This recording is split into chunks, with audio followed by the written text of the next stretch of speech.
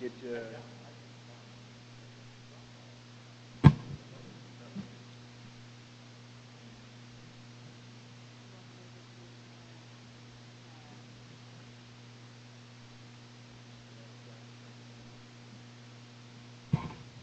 We'll be starting here pretty soon, so appreciate the patience.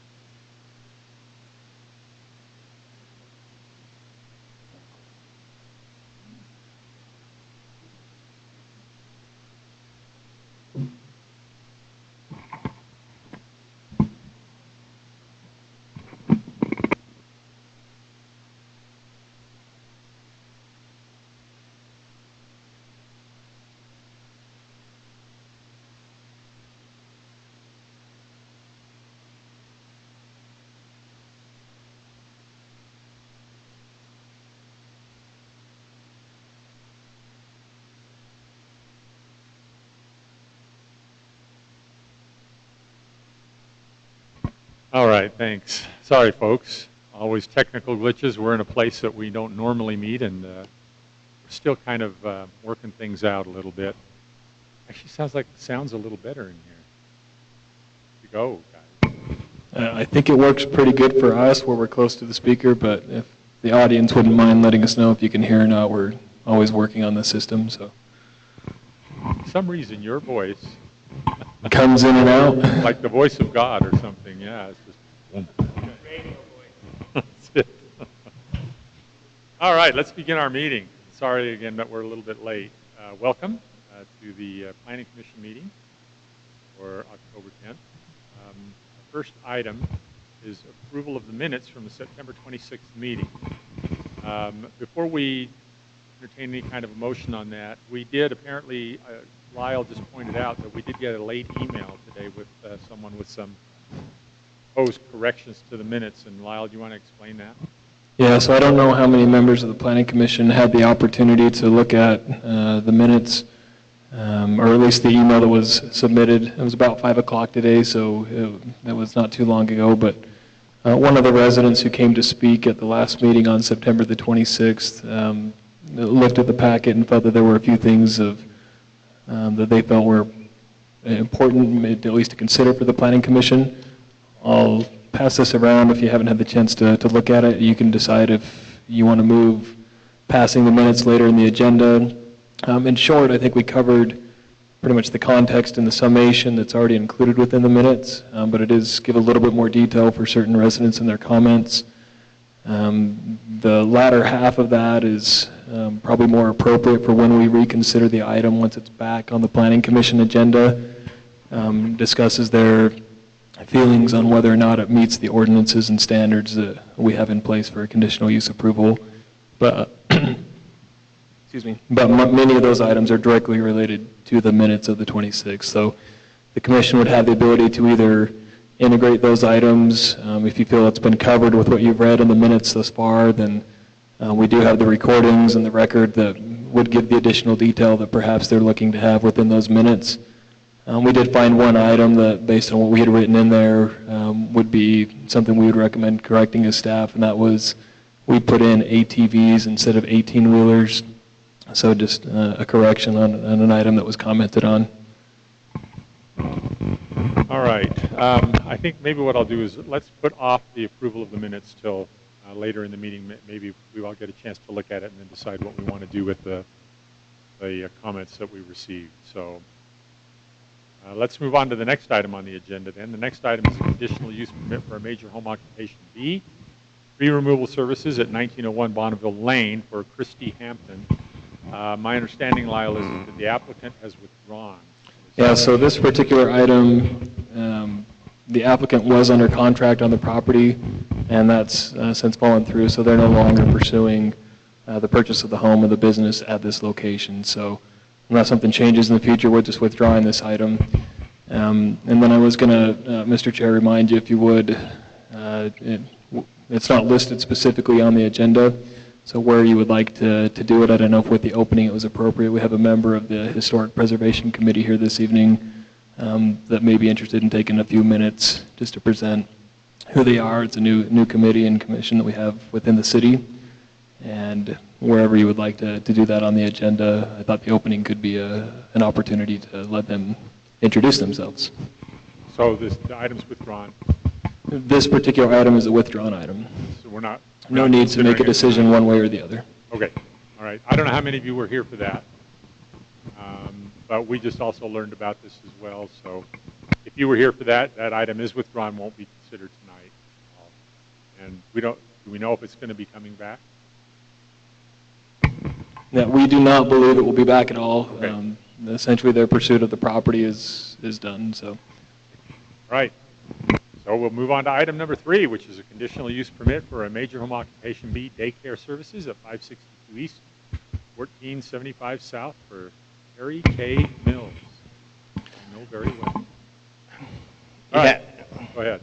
All right. This is a major home occupation B. It's located at 562 East, 1475 South. That's down in the Hess Farms area.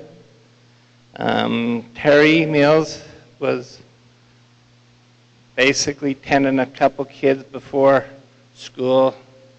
I think she said there was 3 children that come in before school, then they go to school, then they come home, or come back to her house and their mothers pick them up after work. She has 3 children that she tends full-time. She was operating unaware of need for permit. She just thought she could tend 3 kids, I guess. And so since then she's come in for a conditional use for a business license. We recommend that if she does come in, she goes to the state and finishes up all her licensing and gets a home inspection from the city and fire department once she is granted a home occupation B. The staff recommends that she meets everything that is required, and we recommend she's allowed to have a home occupation B.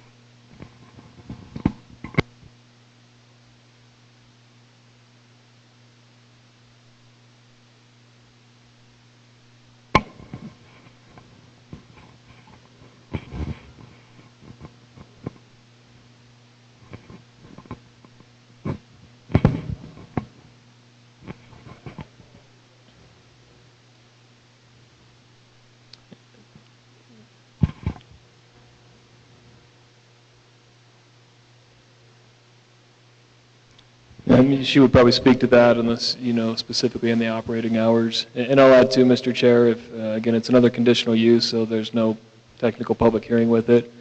I believe this may be one where there's some residents or nearby neighbors that may have some comments as well, and that's how we found out through our office of the business and pursued this process. She would need to speak to address you with their business hours.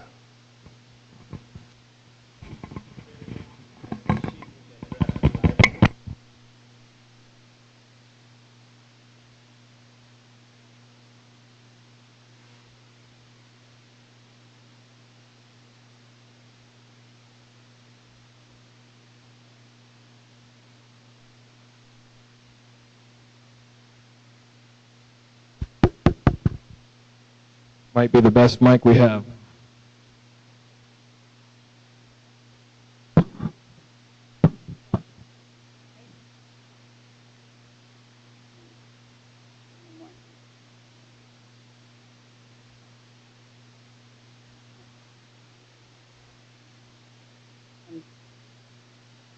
From 6:30 to 8:30, then he walks.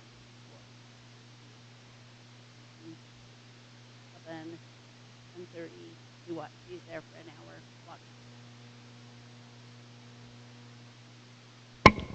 6:30 to 5:15.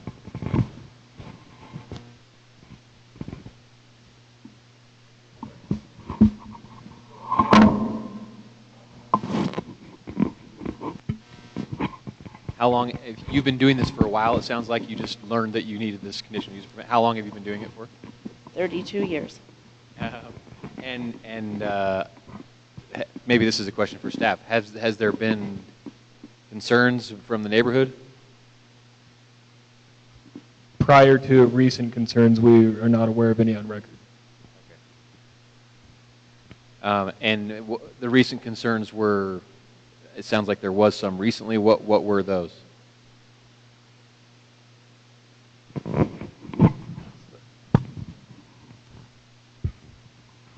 So, some neighbors came to us and they brought it to our attention that she was tending children, and so they wanted to make sure she was licensed and stuff. But was there other concerns beyond licensure? Was there traffic concerns? Was there something else beyond licensure, or did they say? They just said that there was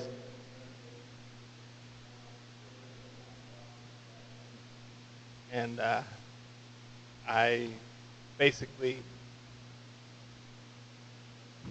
they just came in and said they was concerned with her operation and stuff, the way children were there. Okay. Well, I mean, do we want to have discussion right now?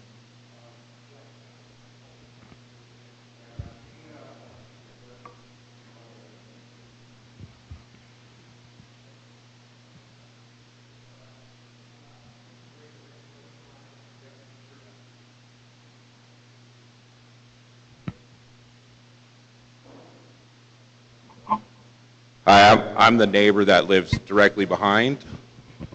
Could you give us your name, sir? Jonathan Day.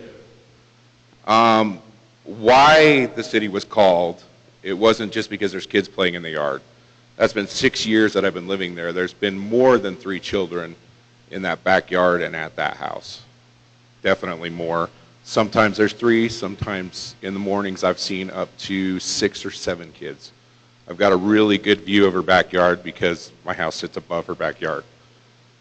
So why the city was called is because the children in the backyard have been left out there. They knock on the door constantly trying to come into the house, allowed to come into the house, and there's one particular child who's got to be under school age because he was there all day long, and it's just heartbreaking. He would sit out there and cry and pound on the door asking to come in, and nobody would let this child in. And that is a nonstop. The Oteros have video of this. If you would like to see video of this poor child pounding on the window to come into the house, they can show you this video. They've got 2 separate videos of this happening. This has been 6 years I've lived in my home, and I work from home 2 days a week, and sometimes I have to take conference calls in my car because of the noise from the backyard. It's just, obviously she doesn't have any training in taking care of children, and it's alarming. It really is. In fact, it's gone to the point where my wife has started to file claims with the state. Okay. Any questions from the commission? And I just want to reiterate that my kids, when they were growing up, were not quiet. And I've lived by a daycare. I don't mind listening to children play and do regular things, but when they're being ignored for hours and hours and hours, that's where my concern comes in. So I don't care if she has a daycare. That's what I'm saying. But obviously she needs some kind of training or some kind of supervision, some kind of checkup on her, because what's going on there is not right. Thank you, sir. Thank you. Commissioners, any question, comment? Is there someone else who wants to speak?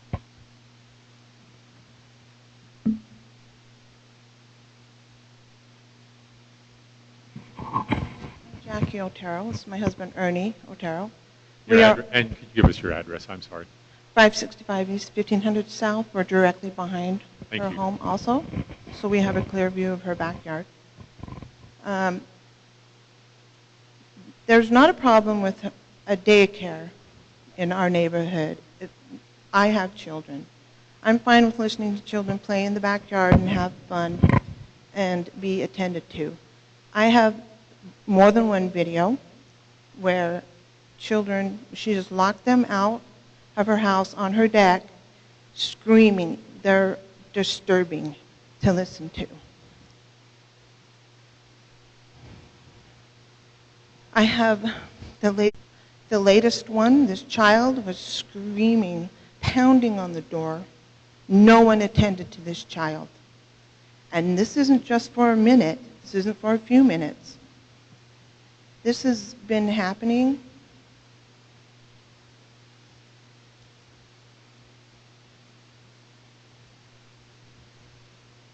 way too much. Anyone who would like to see these videos, they're disturbing. I will show them to you. I hate to, it's hard for me to do it in front of everyone right here and humiliate Terry. We've known Terry for a long time.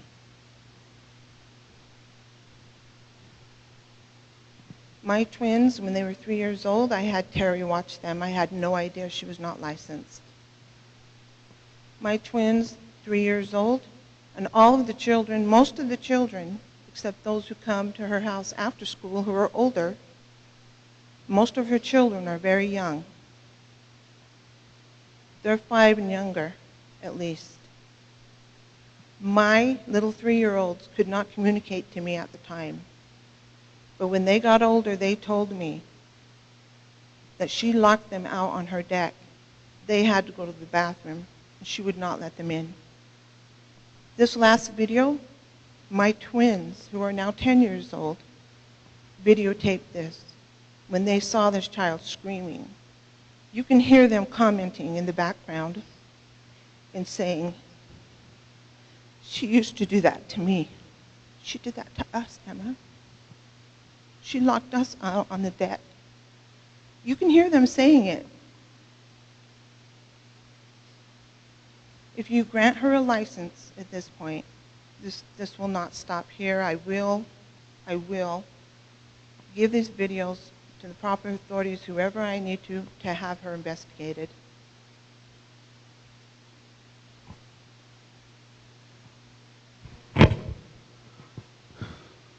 My concern is daycare is needed in Kaysville. There are mom and dads who are working. They need their kids to go somewhere. My concern is this facility, this daycare, has never been licensed through the city.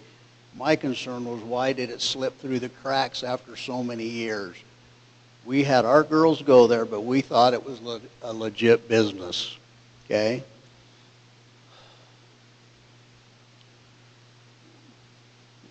We would like the daycare facilities in Kaysville inspected and monitored for these little kids, okay?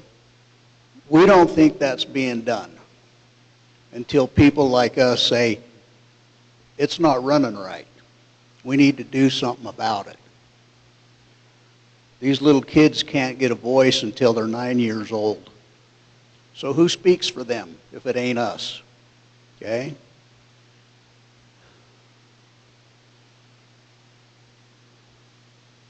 There's two things in Kaysville that I like to be inspected and monitored. Where I take my family to eat and who watches my kids while I'm at work. And I want to be able to look over my fence. I'm retired. And I want to see kids playing and having fun, not crying and being miserable. That's not what I want to watch in my old age. We adopted 3 little girls, so I'm 69 years old being a dad all over again.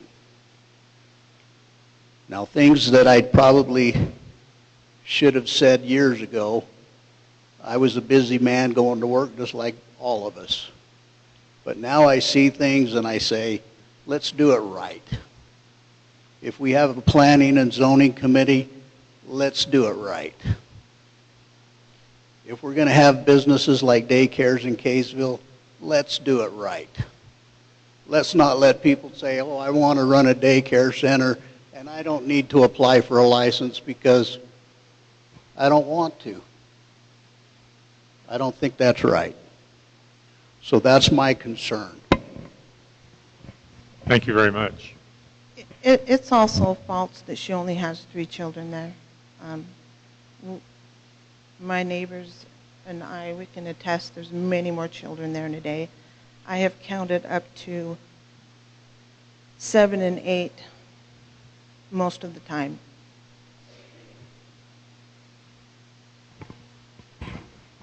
Thank you. Thank you. Anyone else? Mrs. Mills, would you like to respond at all? Hey, commissioners? Lyle, I have a question for you. For a daycare facility, is one of the requirements that they be licensed with the state?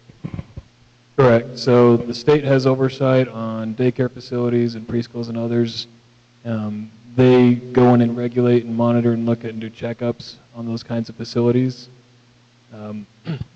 which is one of the reasons why, and our ordinance kind of references that. So it talks about state permitting versus state licensure, child care certificates. The different levels or different scales of facilities have different oversight, different monitoring, and different requirements from the state. Well, the reason I ask that is because I believe the kinds of things that, the comments that some of the neighbors have been making seem like things that would be in the purview of the operation of a daycare center with whatever standards that the state may have in the state licensing. From the Planning Commission on the land use side, we're looking at whether it's appropriate and allowed to have a daycare facility with the number of kids, hours of operation, traffic, and so on and so forth. That sounds like that's not an issue. The issue seems to be more with how, what some of the neighbors say is the way it's being run, and that sounds to me like something that would be in the And realm what of we would state do, licensing. excuse the interruption, Mr. Chair. So the Planning Commission and the granting of a conditional use permit is only one step towards a business ability to operate within the city.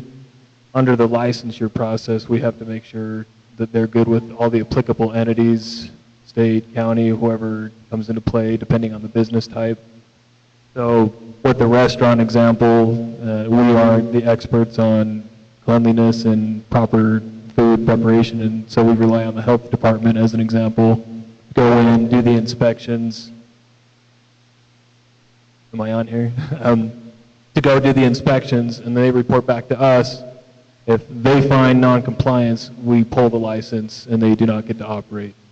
That would be similar with a daycare type facility where the Department of Human Services, I believe through the state, that regulates daycare and child care uses, would go in, do the inspecting, do their qualifications and licensing and permitting.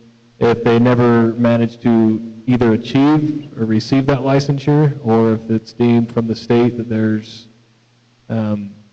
non-compliance issues or it's revoked by the state, again, we would revoke our licensure from the city and not allow them to operate. So in this case, and I've not heard as much detail, we've heard some concern from neighbors.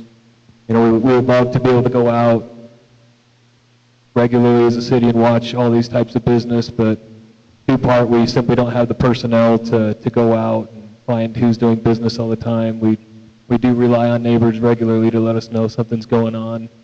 A little bit easier in our commercial areas when we see a new sign go up or something, but and then beyond that, with so many different business types, we rely on these other entities to be the experts on the inspections and the quality or care a type of business and if it's operating appropriately. We will do building inspection, fire safety checks, and when we can do those periodically, and we do, once something's licensed, then we know it's there. Okay, commissioners, what's your pleasure? So the applicant has a license from the state or not? We don't know. She's in the process of obtaining the licensure. Okay, you're in the process of, okay, but it hasn't actually been granted, but you're in the process.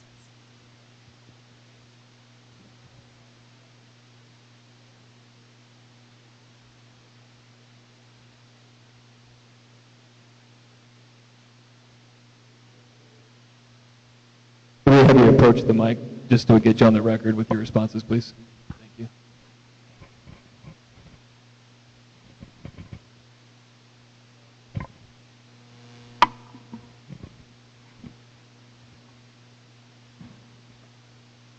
Say what you said just a moment ago. Repeat what you said. That I'm in the process of getting state licensed. So I've done the first aid and CPR. I've done the background check. We've done fingerprints. I've done the food handler's permit. I've had the health department come out. I have not had the fire marshal come out yet. I think I lack three more things. Have they done the home inspection yet? Mm-hmm. Okay. I have it right here. Right.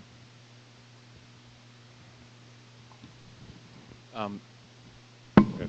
So I think I'll just echo in many ways what Wilf said, and that is maybe a couple points. Number one, our task here as a planning commission with this agenda item. Well, actually, before I say that, let me say we are not tasked with evaluating the legality, if you will, of somebody's business operations when there are mechanisms through the state that regulate those businesses. And that doesn't apply only to daycare. It applies to many other businesses, but daycare would be one of them. So it's not our task to regulate, in this case, daycares. Now, what I'll say is, if the concerns that have been expressed are true, which I have no reason to doubt, but we're not equipped to decide whether they are or whether they are not. So I say, if they are true, then that is concerning. But we can hear two sides, and that's not our purview to decide whether those things are true or not. And so when I say that, the neighbors who've expressed those concerns, if they are true, they are, in my opinion, legitimate and very valid concerns. And I would encourage you to go express those concerns, but to the right place. I might want to agree with you, but we don't have really the power to enforce or not enforce those mechanisms from the state that would be at play for those issues. Like Wilf said, all we look at is the land use, the use of the property, and how does that affect the neighborhood? Is there a lot of traffic? Is there, if it was like a contractor's business, is there a lot of noise? Is there storage of materials? Is there customers coming and going? So those are the things that we address with this. Those other things, if they are legitimate and if they are actual true, I think should be addressed, but that's not our role. I mean, is that accurate to say? So that's all I could say. And to the flip side, Ms. Mills, if you feel like those things are not accurate or whatever, there's two sides. There are other mechanisms that you need to go through to sort of substantiate your side. And again, it's not here for that.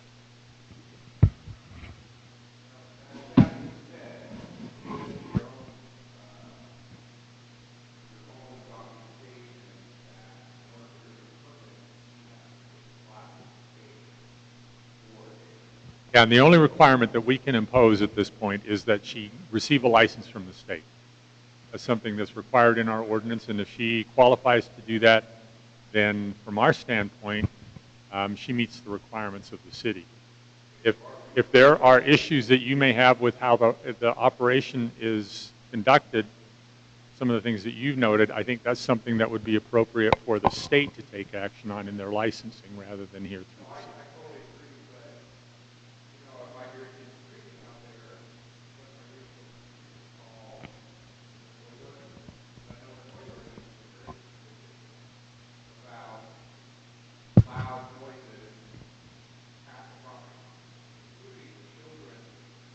Sure, but you could say that about any family.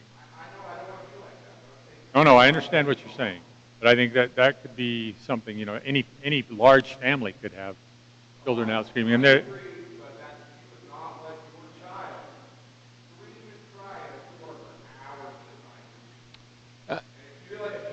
If we could have permission, we need a record, or we need it to be quiet. And so I'll leave it to you to control, Mr. Chair. But we want to make sure we're gathering the comments, even as poor as the mics are. We won't get it on the record if we're doing. Thank you, sir. We appreciate your concerns. We need to go ahead and take action on this as a commission. So, commissioners. I mean, I'll just. We can move on, I guess, but I'll address what he said. Again, to some extent, that's in the eye of the beholder. But if that is true, there are concerns with children being out there. Yeah, and again, I don't.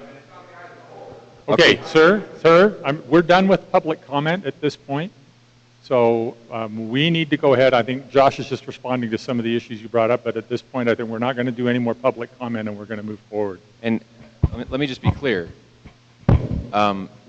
We are not a body that adjudicates the truthfulness of these types of things. But if they are true, I am 100% with you. It's concerning. We're not the place to address those concerns. You have to go. You get on the phone with the state. You get on the phone. If it's a violation of a noise ordinance, you get on the phone with the city. The city will come out and investigate that part of it.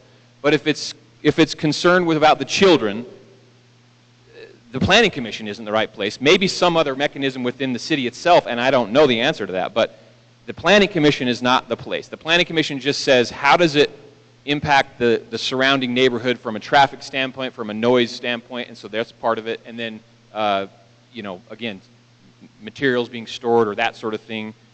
So I don't want to say that we're ignoring these concerns. I'm just saying this isn't the right place to address those. There is a place, and I think they should be addressed, or at least got to the bottom of them. However that shakes out, that's not up to us. And, you know, just from my opinion, I recognize that might be frustrating. If I was sitting in your shoes, I would be like, well, you know, where do I go? I don't want to feel like we're kicking the can down the road, but it's just, we're not empowered to solve that problem. Well, and I just want to add, what you've expressed is very concerning, obviously, to all of us. And if it's child endangerment or abuse or anything like that, that you're feeling that that's what's happening, I would call the police. I mean, I really would. If I saw a child sitting outside screaming and not being attended to, I would call, and I would make sure that someone comes out and investigates. If that's happening now, if it's just it's more of an annoyance, and they're being obnoxiously loud, then that's different. And like Josh said, then you could you know, file a noise ordinance complaint or something like that. But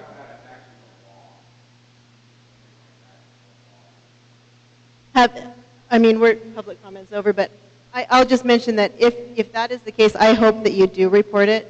I think it's your responsibility to do so, and I appreciate you bringing it before us. But like you said, we're not police, or we don't have any jurisdiction over that. Yeah, but I totally understand what you're saying, and I strongly encourage you to do something if that's what you're seeing. All right, commissioners. So I guess to the conditional use permit then, and maybe this is a reiteration of a question that was already asked, but is there a requirement on the conditional use aspect that either we can impose or that is within the confines of the existing ordinance that we can say, if you're going to operate this business, it has to be licensed? Or is that just a given with a minor home occupation B? Title 1726-6 requires that they have that licensure already, so Okay. if you'd like to reiterate it as a condition, it would simply be redundant, but yes, our ordinances mandate that they have that licensure.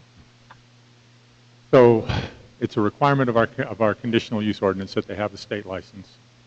So we could approve the conditional use subject to the granting of the state license. That would be appropriate. Yeah, it's part of our home occupation ordinance, and there's a specific child care section that stipulates that's a necessity. Okay. So then on that note, and maybe this is just, maybe I'll just give my own personal opinion on direction here. There's two sides to this story. If you want to, and Ms. Mills sounds like she's going through the process to get licensed. If I were you and you were concerned, you could pick up the phone tomorrow or however and say, we need to give relevant information to the decision before it's made about licensure. That's probably your best bet. They may not agree with you. They may say Ms. Mills has met all the requirements. That's their decision.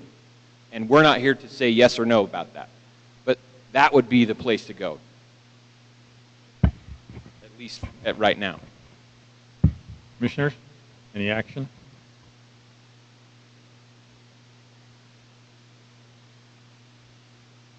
Any more discussion before we make a motion? So I know we're not a policing body, but is there another type of condition that we could add to this that says that there has to be some sort of, I mean, it's hard because you're just being accused, and I know that you haven't had the opportunity to defend yourself, and who knows what people's interpretation of what happens. I mean, it can vary. But I mean, is there any type of additional inspection or safety inspection or something that would be appropriate? If not, then I understand. I'm just wondering. Go ahead.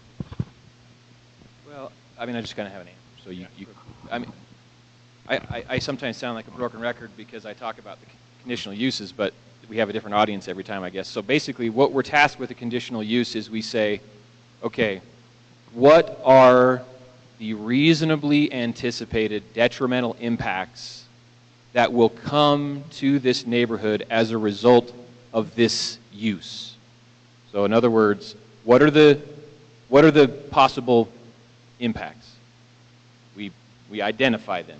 And then we say, what are the conditions that we can impose to mitigate those impacts? And so where we are right now is the impacts to the neighborhood are, I could see maybe the coming and going with the dropping off, so the hours of operation, we don't even have to say noise ordinance because the noise ordinance is already in existence, so we don't have to add that as an additional condition. What other, I guess maybe the question is, what other impacts do we see? And then if there are other impacts, what are the conditions we can impose? Well, and I would say the impact that maybe that some of the residents here are identifying is something that can be, and as Josh has already identified, and it should be handled through the state licensure process. And so if that's the case, then the impact would be mitigated by the fact of having the requirement on there that she has a state license. And that state license, the enforcement of that agency. And the state definitely has capacity to enforce those things if they find violations. If they don't find violations, then there's no harm, no foul. But if there are, then they have a lot of horsepower, so to speak. Any other comments? Ready for a motion? Sir, please. Sir, we're finished. Sir, we're finished with public comment. Sir, we're finished with public comment. Thank you. All right. We can't. If there. Listen. I agree with you. If there are, our ordinance says she can't have more than 12 children. If there's 16 children out there. We are finished with public comment, sir. Finished. If you can raise those comments at another time through the city. So just let me confirm, Lyle. If there are, first, really quick question. Does the ordinance say that there can be a maximum of 12 children? I'll go ahead and read the ordinance so that you have it to reference, and I don't know that I can see it on the screen. So 1726.6 is being referenced. Child care of not more than 12 children may be allowed by conditional use in all zones. The following regulations shall apply to all residential child care. The child care shall comply with all regulations of the state of Utah. A child care provider who cares for 5 to 8 children shall obtain a state residential child care certificate. Child care provider who cares for 9 or more children shall obtain a state license. So the ordinance, in essentially referencing the process that the state outlines, says depending on how many children you have to have the appropriate licensure from the state of Utah. Okay. So depending on the type of licensure, the number of allowed children varies per city ordinance. Given that, then yes, that is correct. If they are only allowed 5 children or 8 or 12, no more than 12, whatever it is, whatever applies, and you find as a neighbor that there are 15 children in there, that is a city enforcement issue. Yes.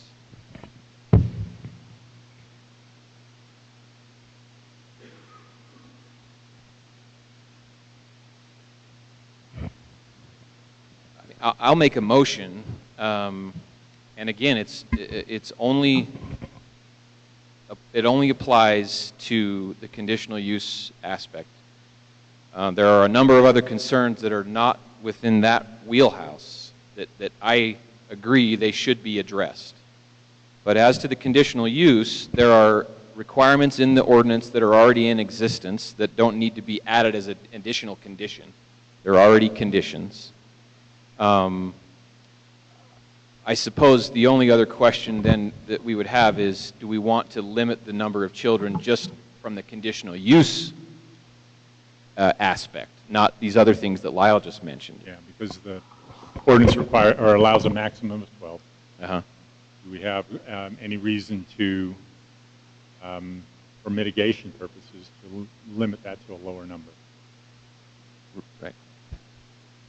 It's up to 9 is what's being requested here.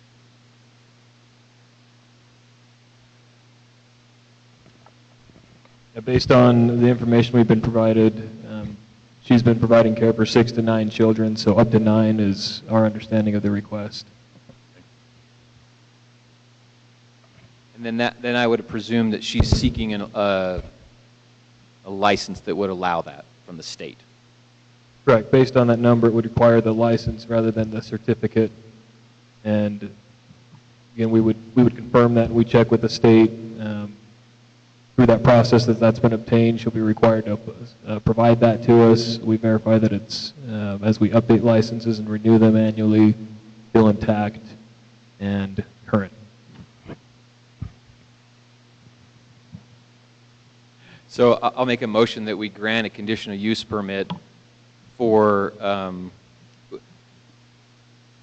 just to be clear, the conditional use permit is granted on the condition that all of the requirements of our ordinances are met, including licensure, approvals from the state, and any other permits required by law, whatever those are, and there's probably a number of them. That has to be in place, and then a maximum of 9 children. And if that condition is exceeded, then the conditional use is violated. So is that a good enough motion? So let's restate. The motion is to grant conditional use permit on the basis that all of the requirements in the city code are met. Yep, including licensure and other required permits. And that the maximum number of children is limited to 9. Yes. Motion, is there a second? I think so. Commissioner Tammy seconds the motion. Is there any discussion? Commissioner. All right, then let's take a vote. We'll start with you. I'm aye, but I do encourage neighbors. We're not hearing you. We're listening to what you're saying. There's just only so much we can do. But if you feel that you need to take action, do something. Aye, and I echo Tammy's comments. Aye. Aye. Aye.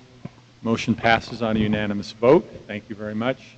Thank you for being here this evening. And Ms. Mills, just follow up with the staff and on the licensing requirements. Thank you.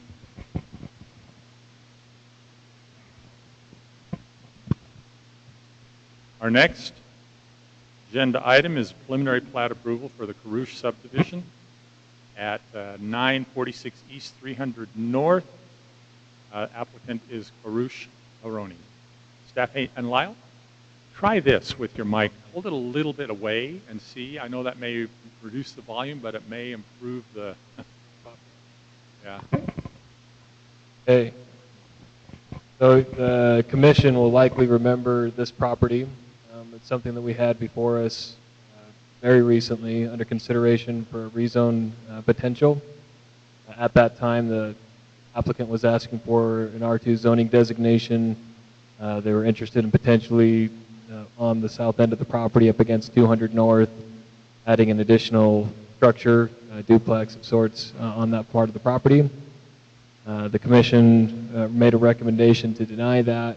The applicant decided to withdraw that process and has not pursued a change to the zoning. Instead, they've come back under the existing zoning designation, which is the R18 district, to propose subdividing the property. So under the existing zoning, you would have the existing home which fronts the cul-de-sac, or the street 300 North, and they're hoping to create a new lot again on the south end of the property, which would front 200 North Street. The R18 zoning designation is a single-family type property, so it would only allow for a single-family dwelling on this particular lot. And that what also requires is 8,000 square foot lot size, 65 feet of frontage on the lots. And essentially what you have here before you is a lot that, while not extremely deep, demonstrates that it meets the lot size minimum, the lot width minimums, and there is sufficient building square footage available after you take out setbacks and yard requirements, where a dwelling that meets the city's dwelling standards could be built. So staff believes that the preliminary plat before you meets the requirements of the R18 district and is here to recommend approval to the Planning Commission. On this one, because it is the preliminary portion of the platting process, we're simply looking for a recommendation from the Commission to forward to the City Council for a final decision. Okay, thanks, Lyle. Does the Commission have any questions of the staff? Okay, is the applicant here? The applicant's not here? Okay. Lyle, this is not a public hearing, is that correct? We have it listed as such on the agenda. We do have a hearing listed on the agenda for the preliminary plat. All right. Are there those here who would like to address the Commission on this item? If so, please come forward, state your name and address, and give us your comments. Come on up.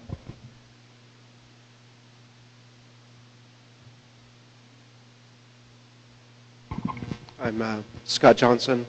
I live at 302 North 950 East. I'm the house immediately east of the property, and this is different than what was proposed earlier.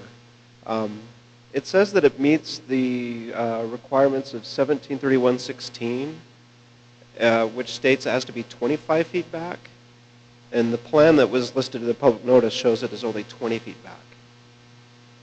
Is that an exception that is granted, or is that something, maybe, I'm not an expert, so maybe I'm just misunderstanding it, but it didn't look like it met the requirements. Would you like me to respond to that at this time? Say it again. Would you like me to respond to that? Yes, please. I'm sorry. Yes, if you would, please. So the R18 zoning district does have a 25-foot front yard designation. Probably can't see it here, but as pointed out by the resident, it shows 20 feet at this point to this property line. They've put together a proposed building envelope that shows a building that has less than the 25-foot front yard. But even correcting that, the building envelope area, you add another, or take away 5 feet from that, there's still sufficient space to meet the minimum 20-foot wide dwelling structure that our ordinance requires. So we've looked at that as staff and recognized that item, and it's accurate, which the resident is pointing out. So the property would not necessarily be allowed to build as is shown on the building envelope. The home would be slightly more narrow, but still meets, it's only per the dwelling standards, a 20-foot minimum dimension on any home is a minimum standard. The dimension shown here, I think, is 27 feet. And so it would be reduced to 22 feet on that home, and then the correction would be made to that front yard. Okay, and then one of the concerns they mentioned is, 200 North is a very busy street, and they talked about on a driveway being able to do a hammerhead or a circular, but with that amount of space, I don't know if they could do a driveway effectively to address being able to maneuver the car around to safely get on and off. There's the house immediately west of it that also faces 200 North, has a hammerhead, but I believe it's close to 40 feet back from the easement. And it's you can kind of catch the picture if you can just, can you scroll? Oh, I'm sorry, it was already there. Can you zoom? Yeah, you have the picture. Yeah, you can. It's kind of pictured in the zone. You can see the new house isn't there, but the garage is there, and they added the house onto the garage of all things, and so it accurately represents the distance, and it's about twice the distance back. So they were able to accommodate a hammerhead, and just a safety concern, wondered if there was an issue with that.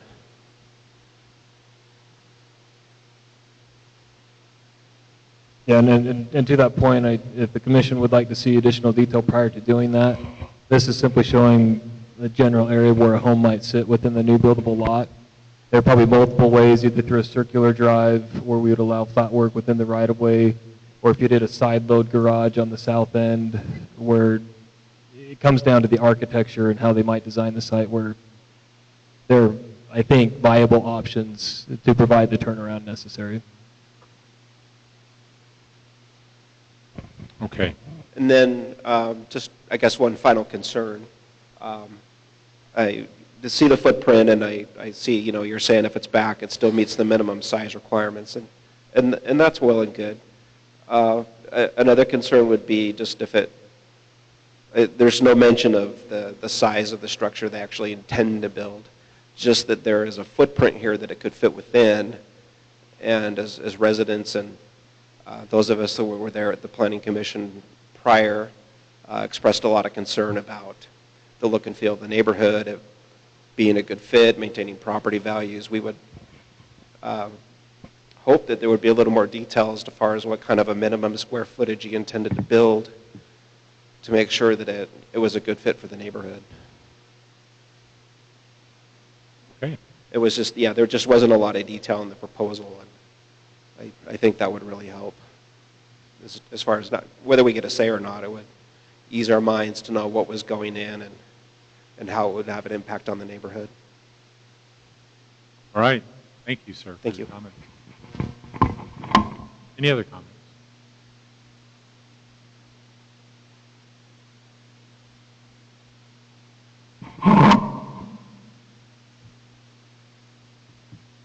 All right. Any other comments, sir? Come on forward.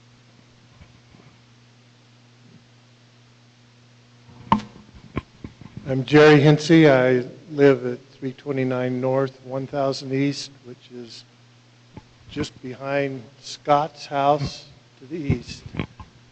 And I guess my concern, I'm trying to understand when the project, the 89 project gets completed, what will happen to Second North, and is that road going to be widened, and how does that impact this whole thing?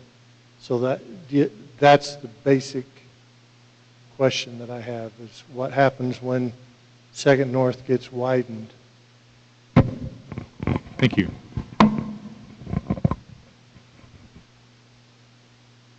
Anyone else?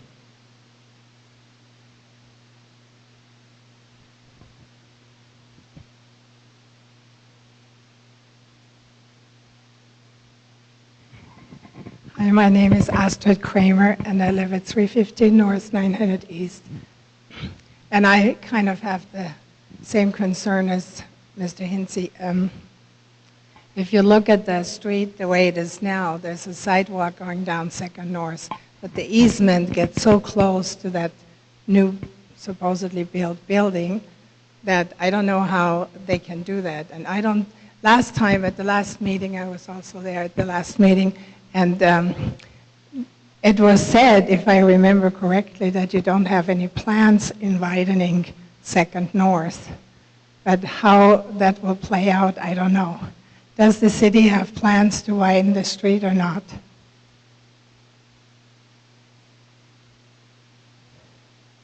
Yeah, so currently we don't have any projects or plans for 200 North, so that remains, as you've stated, from probably the prior meeting. I expect someday it will probably happen, whether that's Well, I mean, this 5 or is 100 what I was years. wondering about the long-term view that the Planning Commission has, because if Second North is the only access road to this newly built highway, and Nichols Road is closed and Crestview is closed, then they will all come on Second North, and how much traffic will the two-lane street now be able to accumulate, which then would have an impact on houses that face that road. Thank you.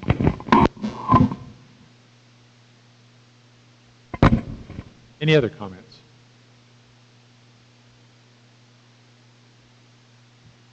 Okay. If there are no further comments, then we will close the public comment portion of the meeting, and we'll go back to the commission here for any questions, discussion. Just one quick comment on the Highway 89 improvements and its impact on 200 North. I agree. In fact, I've said in previous meetings that I think 200 North, probably sooner than later, should get widened to the full width of the right-of-way. So I agree with that concern. Just maybe to add another piece to the concern, my understanding is there are a number of currently through roads like Nichols that's going to be closed, but there's also going to be a frontage road, I think, on both sides of 89. So you know, that traffic that currently cuts across 89 at Nichols, as an example, can come along the frontage road from there.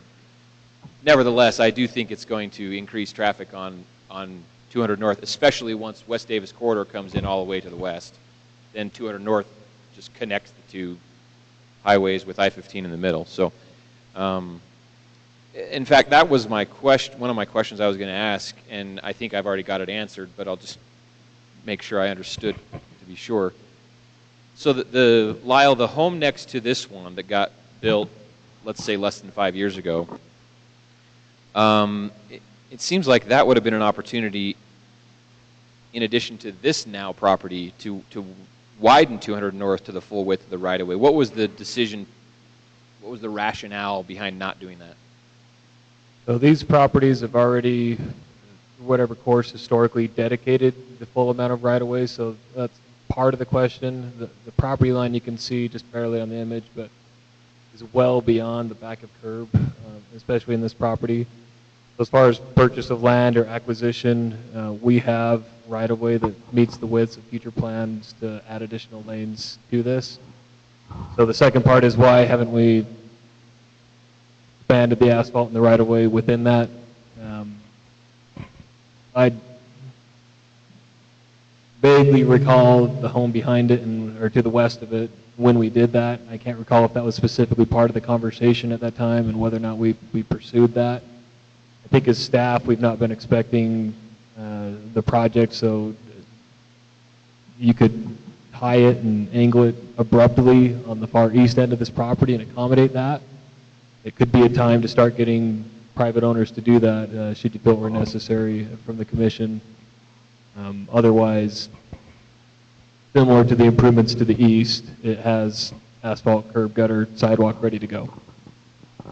I would guess that there just were no solid plans in place for widening at this point. So we don't have data and plans to demonstrate the need for it at this point. So I know I've asked the question before, but is 200 North a Kaysville facility, or is it UDOT, or is it county? East of Main Street, 200 North is a city road. Okay. So this area is city right away. Okay. All right. Chairman, we had another comment. Yeah. We had another comment. Oh, yes. Yes, sir. Yeah. Come on up and use the mic, please. I was going to say, one reason it may not have come up last time is if looking from the city map, the easement isn't as big of an issue on that first house.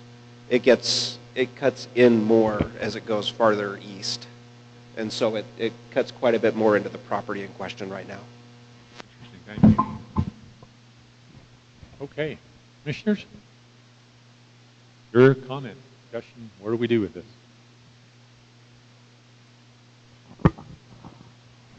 You know, I'd like to see a little more detail about what they plan to do and where exactly it'll be. And I mean, I know we kind of have a rough sketch, but I think I would really like to see what they want it to look like. Feel more comfortable with it? So I have the same comment, and I appreciate echoing it. I'd like to see kind of more where they're going to go, more than just a line drawing. My concern also is future use, because what I don't want to be doing is in 4 or 5 years, or in 2 years after this is purchased, is purchasing the home because it's unusable. I mean, that's not something we should be approving at this point, and then having to in the future be tearing it down or be imminent domain on it. So I think there's some concerns. I'd like to see potential engineered drawings before, more than line drawings, before we're looking at it. All right. Lyle, I'm assuming that's something that we can ask for in this review process. I think if it relates to how the lot functions and traffic in relation to the right-of-way and street, I think that's appropriate. I think if you're looking for architectural detail on what the building is going to look like, I don't think that would be relevant or appropriate on a standard subdivision lot split. I think you just want to craft to make sure it's addressing the improvements to the right-of-way and those types of issues, which I believe are probably what your comments were related to. I think we want to look at egress and ingress on the property, and then how it relates to where the right of, or where 200 North interjects on that new line. Because right now, you can get in and out, but in future, you're not going to.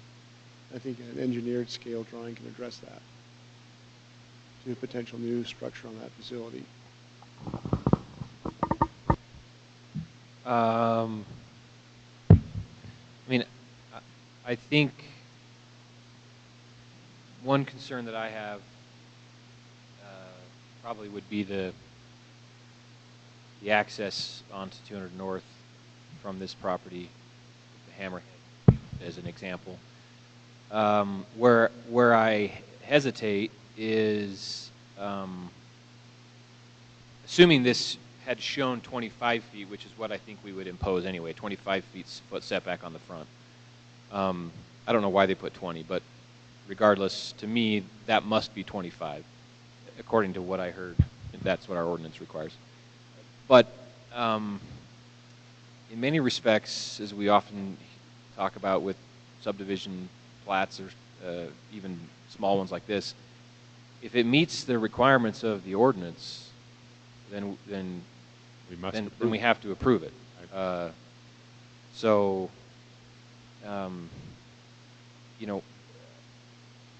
what discretion do we have on this as proposed, I guess, is my question. And if we do have discretion to get more detail as it relates to, safety impacts on the street, then I think we ask for it. If we don't have that discretion, then I don't think we can ask for it. I was going to say, I think that we can make a good case for that, because if this street over here by Brookhaven, depends on where they put their driveway, don't you think? If they're going to be backing, if it's going to be across the street from this major outlet that, this subdivision uses, or I think that could be a potential big problem. So I think that we have justification and reasons to ask for more detail as far as just how they want to put it on the property. I'm completely in support of people being able to use their land and develop it. I'm not trying to prevent that. Yeah, I think I'm kind of in that camp as well. I'd like to see what they could actually do, what they could build there, and what it looks like, and see if it'll work. And then I do think we have a concern, a responsibility to look at the safety about traffic, cars, vehicles off of that property, going on and off the property and safely, and how that can best be accomplished. And I'd like to, I think it's appropriate to ask for some more details on that. Well, so. Lyle, now I have to admit, I couldn't hear much of what you were saying about the 20 and 25 feet. Our ordinance requires 25 feet. They're showing 20, but they really do need to meet the 25 feet. So the R18 zoning district, which is the current zoning, requires 25-foot front yard setback, which that property up against 200 North would be the front yard. There are provisions within the ordinance under exceptions and modifications in Title 17 where, and I don't know that it'd be applicable to this, you can average your front yard. So, for example, if your next door neighbors had 15-foot front yards on both sides, then you could do something like your neighbors do. So that often comes into play if the city's built a road in front of a house historically and widened it, and we've cut into their front yard, and somebody comes in one day to build on the vacant lot in the middle, then there are some exceptions to that. So it's, I don't know how probable it is. I don't know that it's applicable in this case, but there are provisions where they could come in closer than the 25 feet in such a scenario. Otherwise, it's straight across the board. It's not a variance process. I don't even think it's conditional use. It's just a matter of administratively verifying that they meet certain. Are you aware of anything here in this area that would qualify for that modified front setback? It's fine to say you don't, know of anything right off the bat? I'm not personally aware, but I'd be surprised if there was anything that's anything other than the 25 feet throughout. So, well, okay, I think I'd like the applicant to make that case. They feel like that's what they want to try and do and to demonstrate it to us. At this point, I mean, they're showing us a 20-foot setback, and the requirement's 25, and that makes that envelope for the house pretty darn narrow. And I mean, I guess you could say you could probably have a house that would work that's only 20 or 21 feet wide. But. And that's what the basis of our recommendation from staff is the minimum dwelling width requirement is 20 feet. So that's where we're saying we think it meets as far as the lot and the plat itself, where they could build something. It would be more desirable if you could fit something wider, but perhaps it's not more desirable to be closer. Yeah. So that could be debatable. We believe there's at least the 20 feet to build the required house. All right. Commissioners, any other questions? Comments? What's your pleasure? What would you like to do with this?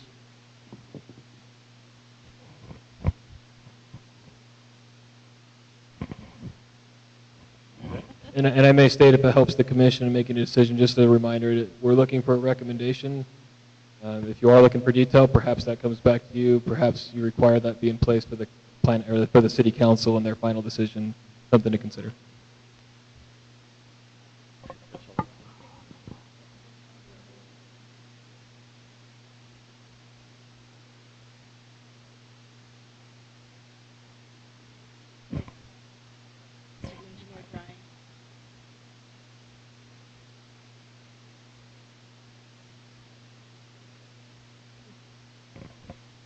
Okay, I'll try to do this. I'll make a motion that we.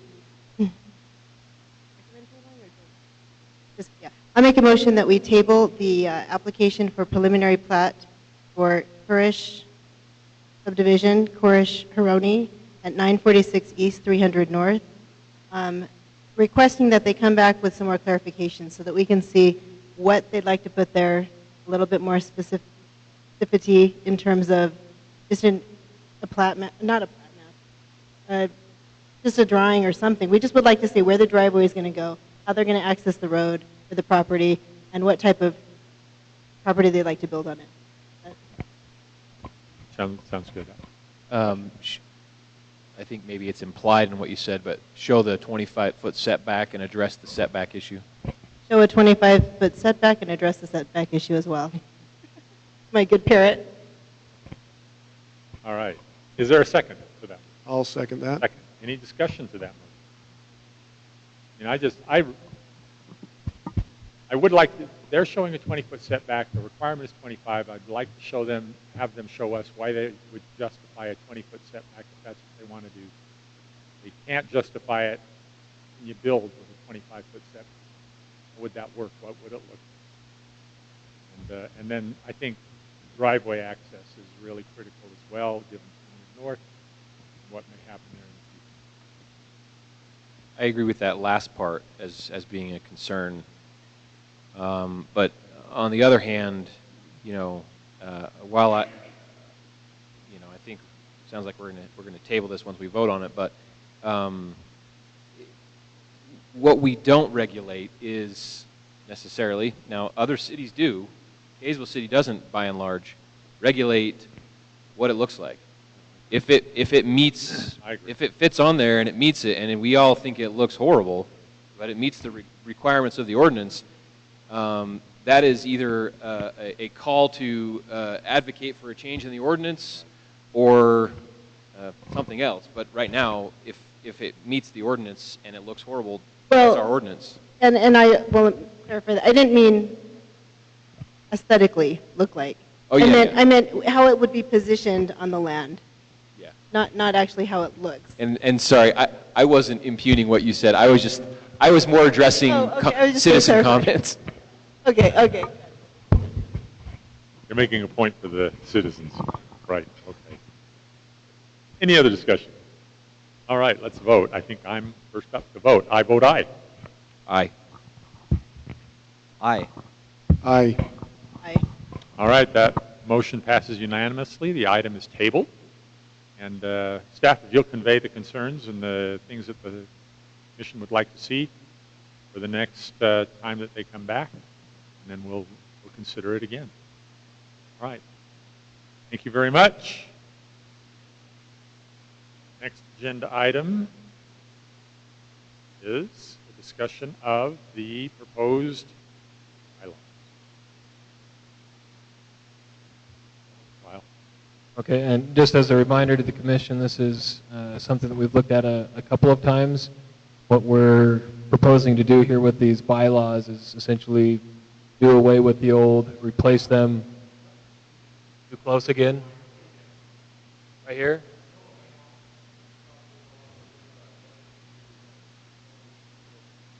Replace them with these new bylaws. We talked about this over a couple of meetings. We had a few questions last time posed by the commission that we were asked to address. Primarily dealing with electronic meetings was one of the big ones. Whether or not that was appropriate and how we put that in here. So we've added language. It's been reviewed by our legal staff that would allow you as a commission to participate by phone or Skype or other electronic means. In this case, what we chose to do, hopefully reflecting the discussion of the commission, when needed, form a commission. So we're not looking to be an out, be in Bermuda every Thursday night and never come to meetings again. But if we're short of a quorum and can't conduct business, it lets us participate and vote in such a manner. We also looked at dealing with findings of facts and conclusions of law and how we base our decisions, what sort of detail is necessary as a typical order of procedure. I think some case law was referenced. Our legal team looked that up, and their recommendation was simply have us as staff not do the formal findings unless dealing with the unique scenario currently, simply to have detail and reason that's that cites ordinance and why, and a commission as you're making your motions stated in the staff report, or if we've missed it, gives the reasoning. It doesn't have to be extremely extensive, but if you're citing why you're making decisions, generally that's sufficient, rather than a formal findings and facts question. So that was the guidance from the attorney, simply either in our staff reports, we'll try and provide those for you, the reasoning as to why we're making recommendations that you can cite, but also as you're making motions, to give the rationale of the decision. Those are kind of the two key items where we left off from last discussion. It's been looked over. We've a couple things based on our attorney's comments to this. It's in a clean format, ready to go. So I'll turn it back to you, Mr. Chair, but essentially we're ready to recommend this. I think it's reflective of what the commission's asking for on your bylaws. So those recommendations from the legal counsel, those are included in the draft now? That's correct. Commissioners, your feelings or comments on those bylaws?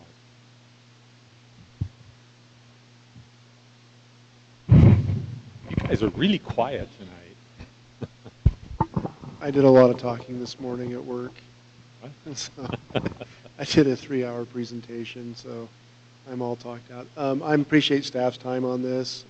I read through them, and I think they meet the standard of modernization of standard. I mean, it's always good to go through your bylaws and bring them up to speed and go through this, and it's not always easy, but I think it meets a good standard and helps move the commission forward to kind of where we need to be. And I read through them and like where they're at. Anybody else? I went to the meeting. I wasn't here when you were having the second discussion, but I watched, and I like the recommendation that we have the option of doing electronic meetings if we need to. That was smart to put that in there, and I like the clarification and some of the detail that's been added. All right. Well, this is on the agenda, so we could adopt these. They're first in a commissioner to make a motion to adopt the bylaws as presented.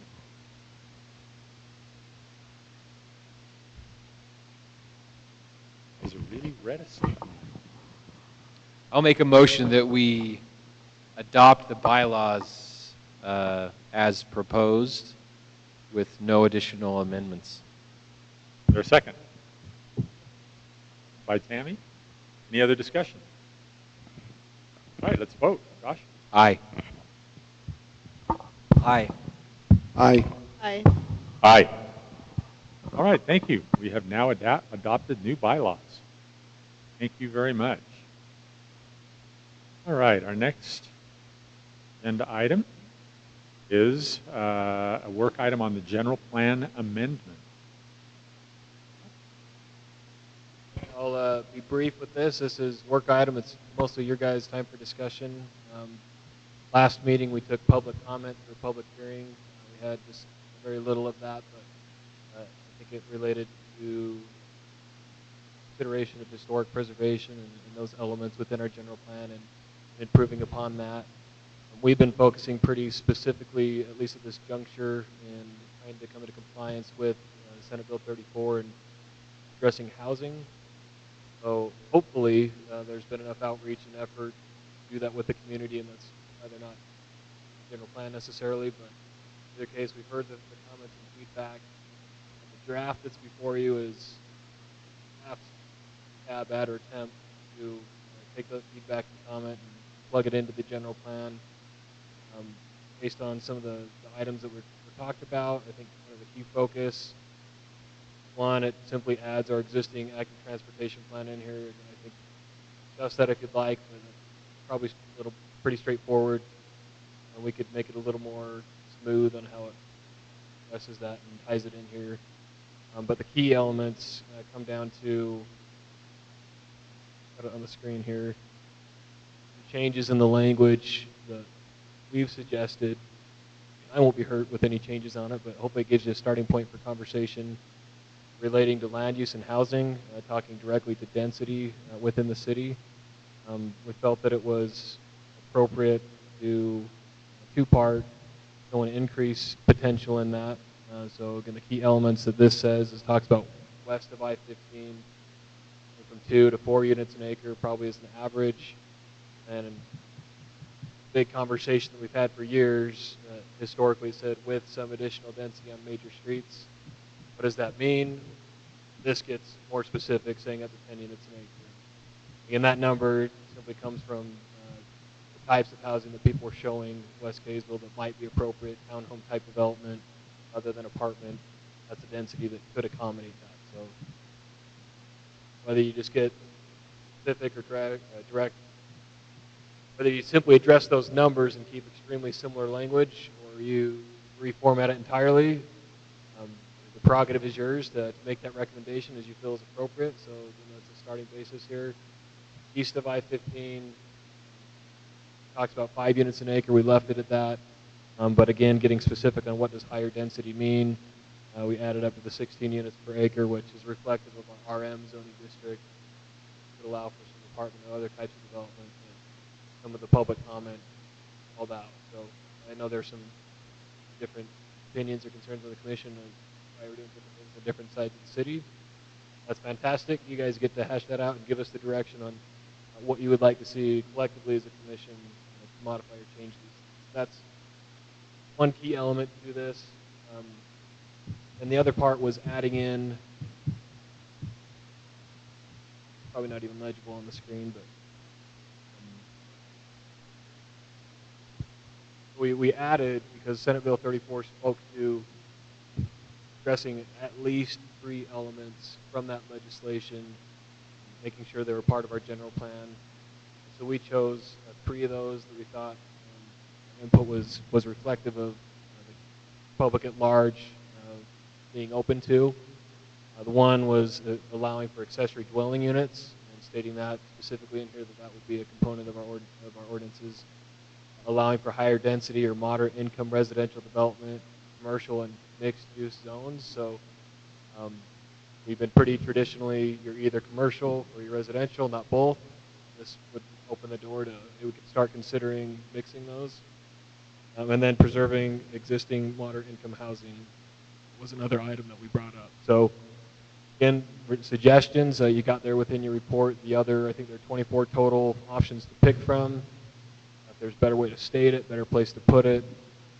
We're looking for your direction this evening and your true feedback as a commission, and hopes that we can make changes between now and the 24th, where you could look at it again.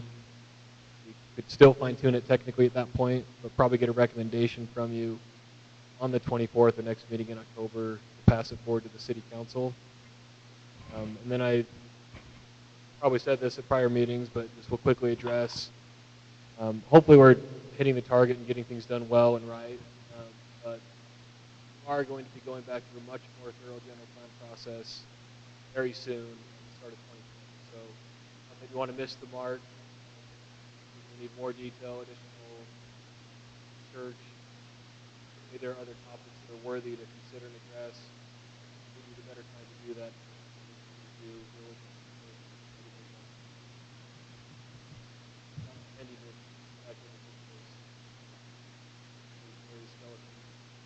Focused. So we're looking at probably the direction you have for us. Great. So the language, the proposed language that you have here, this is just what you put together now based on all of the feedback and input and so on that you've gotten to this point. And so is your plan then to go back out to the public with this language? Yeah. By December. Yeah. Okay.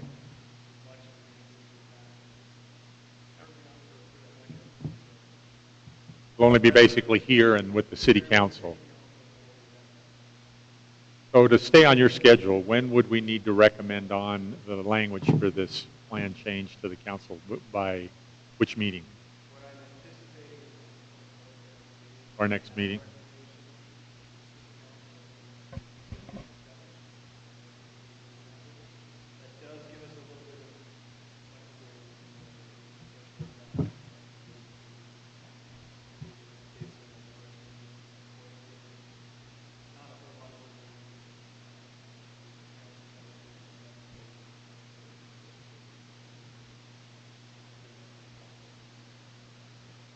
By the way, you're holding the microphone down more, not doing it rock star style, you know, right up to the lips and everything. You are much more understandable, but I hope it's coming across on the recording. And Larry, can you hear Lyle when he's doing that? Yeah, okay. Yeah, good point. Okay, all right. Commissioners, your comments on this, and then recognize that we're going to be asked to take action on this language at the next meeting, so we do have some time to get some additional feedback and input on this, even if you hadn't had a chance to read it yet or want to take some additional time and get that feedback back. But what comments do you have? So Lyle, okay, so up here on section IA2, where we kind of define higher density is up to 16 units, that's only in West Kaysville, right? Or not West, is it East Kaysville? East Kaysville, okay. Okay, I guess my question is, then down on the goals, it talks about allow for higher density. Is that defined by, the paragraph above? Is that still up to 16 or is that completely separate? So I was just looking up. So here, where it says up to 16A1, A2. Okay, so 16A1, A2. I'm just thinking, does that define what we're talking about down here in goals, where it talks about higher density in mixed use? It could. So, thank you. I got a new microphone. The other one just died. I got to relearn. So, the trick with the general plan, I think, is it can be probably interpreted a lot of ways, and that may not be a good thing. We may want to make sure it's clear. So the 16 units per acre could be sufficient, and I don't know if the market's going to agree with that exactly, to allow for mixed-use density or mixed-use type development. I think it could be. If we felt that it were necessary to say we need 25 unit an acre development on top of our commercial in order for the market to actually start developing that way, that's possible. But maybe Kaysville doesn't want to be Salt Lake City mixed use, it's Kaysville mixed use, and so perhaps that density is appropriate. So I think they kind of address each other, but if it's not clear, is probably my actual response to you, Commissioner Tran, that you're not certain if it meshes, let's make it so. So that could simply be a comment of, hey, can you make it more clear in how they connect and what the relationship is. I'm just curious what basis that you think that is there for recommending up to 10 units per acre west of I-15 and up to 16 east of I-15. Why the difference? So the basis, and again, whether you agree, I'm not going to be hurt with differing opinions on this. But with the survey feedback we received from the residents, didn't, and maybe also I think I have some of the slides here that. So when residents responded and talked about where townhomes might go, they showed pretty much east and west. They were open to doing that along major streets on both sides of the city. When it came down to apartment type density, it was more or less focused where it's at. So it's essentially reflective of our R2 zoning district, which we're starting to see, even though we're not getting those true densities west of I-15. That's 10 units an acre. Those are townhome type products. That's where we came up with the number. Whether that's appropriate to keep it at that, but that's why we put those numbers on here from a staff perspective is we saw the apartment type density, what the RM designation typically accommodates, being shown through this survey, and that's why we left the higher density east of I-15. So if you as a commission think that's not really what they were trying to say during the survey, and that's not what we want, even if that is what they're saying, what have you, certainly we could make that recommendation, make it equal each side of the city, or maybe at least closer. But that's the rationale. Whether that is good rationale or not, that's what we did. Well, it's a rationale. I won't say whether it's good or not, but it is a rationale. Okay, thanks. That helps explain that. Commissioners, any other comments about this?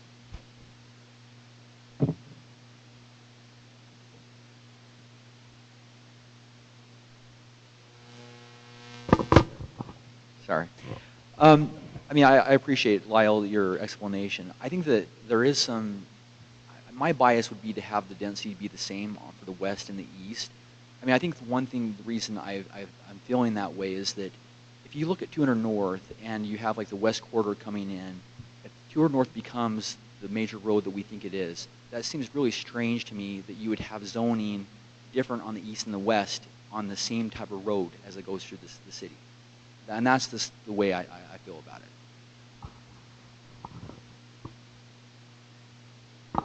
I mean, I don't necessarily disagree with that. I guess let me just make the opposing argument, which is maybe it's the obvious one. The reason that it currently says 0 to 2 units per acre west of I-15, and in the not too distant past, I think it said, it was like 5-acre lots or something. If you go back far enough, and before that, it was 30-acre farms or whatever. That's just the reason why it's been there, is because traditionally Kaysville has thought the prevailing wisdom, or wisdom if you want to call it that, has been we want a more rural feel west of I-15. Well, I-15 came in, I don't even know, 60s? So it wasn't too long ago that it was very rural, and now it's going to be enclosed by 2 highways. So there is, now I'm back to the argument that Toby's making, which is just maybe that makes sense to make it equal. I suspect if we had, the true representation of the West Kaysvillian voices here, they would not like that. But I suspect you're right. But that's why the room is crickets, and we're here. No, I'm not saying we get to do something different. Yeah, it's interesting. There are some communities around the country that are now driven in some measure by housing affordability issues, are now going to changing the ordinance. The state of Oregon just recently did it statewide, mandating or saying that any residential zone must allow at least, or can allow up to 2 or 3 or even 4 family units as of by right in any residential zone, even single family. The interesting thing is, and when you look at it, the impact of a two duplex essentially versus a single family home, different. Really, especially if you have a big family in the single family home and a couple of single people living in the duplex. So it's not that great. The interesting thing about it is Salt Lake City's zoning, up until the 1970s thereabouts, their single family zones allowed duplexes by right. It wasn't changed until the 1970s. Now they're considering changing it back. So it's kind of interesting, some of the trends that are going on. I'm not saying that that's something that would apply here, but it's... So I have a comment just on the additional criteria to add into the plan for moderate income housing. But before I get there, I'll say I like the sentiment about Oregon, but I don't know that I want to follow Oregon's lead personally. No, I mean, agree. look, they don't allow people to pump their gas there still, so whatever. I think that's still the case. I think you're right. Yeah. So, and you have to be licensed or who knows what. But anyway, I think I would like to see in the plan for moderate income housing maybe add two more additional criteria that we had highlighted, and that is the one about rezoning for densities. I think that's A, criteria A. Rezoning for densities necessary to assure the production of moderate income housing. And then B as well, I think we could add that one in there safely, and it could have some good impact, facilitating rehabilitation or expansion of infrastructure. Now, that might be implied with the recent strides the council has made to, improve infrastructure, road infrastructure. But, I think it might be worth stating here, because oftentimes when we get applications for, multifamily housing, there's always, the road's not sufficient, and, it relates to the traffic concern, and if we try to address that in addition to, creating these other strategies, I think that will help with the whole notion. Yeah, and the interesting thing too is the whole idea of moderate income housing or housing affordability is in a lot of people's minds, they say that increased density equals affordability. It doesn't. Take a look at what's happening in much of the Salt Lake Valley, and I would say even in Davis County and so on. We are getting higher density projects, and they're just as expensive as, they're not cheap. Yeah, I was going to comment. I mean, there's that project going on in 11th East and up in the Lincolnshire area up in Salt Lake, and they're tearing down existing homes, which are renting in the $1,200 range, and the rents on the new ones are close to $2,400. So they're doubling the rent rate and getting new product. But yeah, just because you're building more density doesn't mean you're getting lower rent. No, I just want to echo what Josh said. I think we need to take a look at some of the moderate income and look at how we're going to adjust that within the plan. And I think the infrastructure is key also. And it really, what it emphasizes is this term of moderate income housing that's used here. There are a lot of other factors besides just density that need to be considered to encourage moderate income. So that brings me to a question, because I've been thinking about this too. Square footage. Where do we address? Is that addressed just to the development agreement? Does the city have anything to do with that? Because, or you have a high density neighborhood, but there's little mini mansions on them, and so there's not a lot of yard space. I guess you do that with setbacks, but is there any way to encourage, that? Smaller homes? There are some ways that we could do that, should you choose to. So lot sizing in itself will help with that a little bit, where there's less space to build on it. Just one example that I can think of from my experience and career was, thank you, Mill Creek ran into this problem where they were small lots, but people were taking every square inch of them. And Salt Lake City sees this as well, where people were building monster homes, as they were termed at the time, garage mahals, these massive homes even on little lots. And so that can be addressed we could speak to it within the general plan as to the types of housing you think are appropriate. And then the ordinance itself could be more specific on height restrictions or percentage lot coverage restrictions.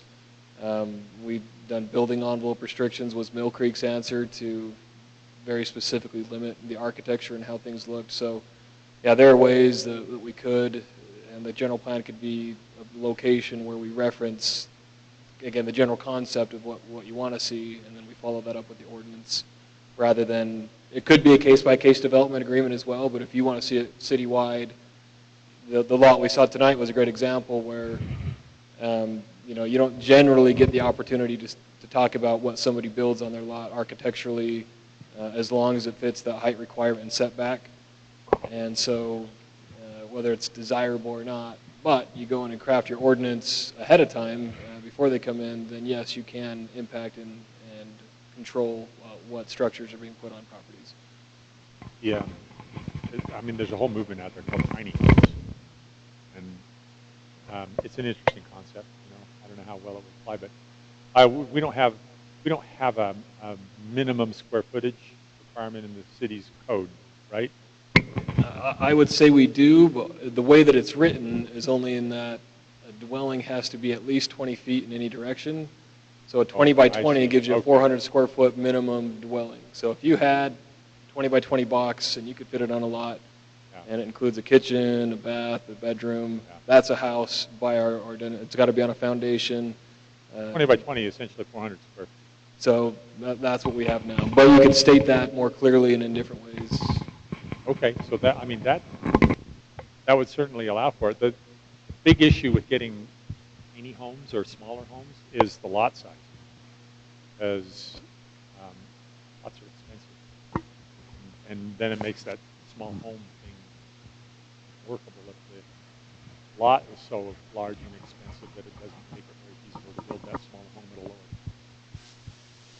Well, and I meant and I'm not picturing a tiny home neighborhood. I don't know.